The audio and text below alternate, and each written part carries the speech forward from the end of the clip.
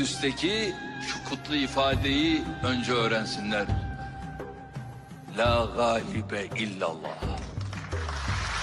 Bunu öğrensin. Allah'tan başka galip yoktur. Tek galip o.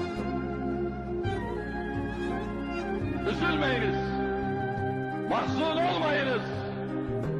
İnanıyorsanız muhakkak üstünsünüz. İnanıyoruz ve üstünüz Allah'ın izniyle. Şunu asla unutmayın sevgili kardeşlerim. O alemlere rahmet olarak gönderilmiş bir peygamberdi.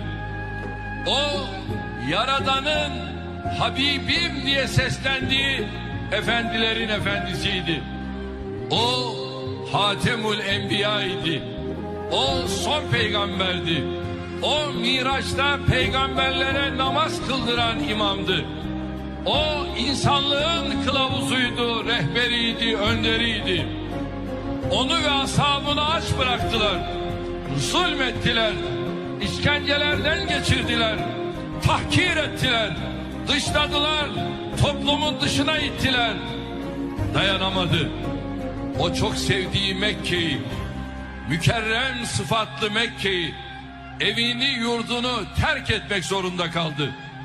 Sığındığı bir mağarada yol arkadaşı Hazreti Ebubekir radıyallahu anh Efendimiz onun hüzünlendiğini görünce dudaklarından şu ilahi mesajlar döküldü.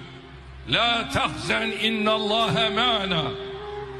Korkma, çekinme, üzülme, hüzünlenme, yeyse kapılma.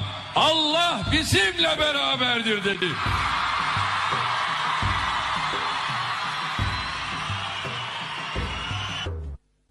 Her zaman söylüyoruz, bize milletimizin hayır duası yeter.